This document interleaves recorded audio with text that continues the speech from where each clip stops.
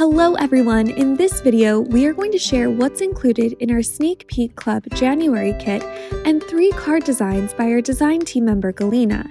This is kit number 1 with items from our February 5th release, which is Butterfly Blossom. In this kit, you will find Butterfly Blossom texture die, coloring stencil, and Subsentiment butterfly die cut. As always, you will have a project card with color combos listed on the side for 2 cards that you will see later in this video. Galina will be sharing 3 ways to customize the Butterfly Blossom texture die and coloring stencil using the full panel, creating an interactive card, and trimming the panel to make her own cluster. We will leave you here to enjoy the fun cards Galina is about to make, and we'll see you again soon.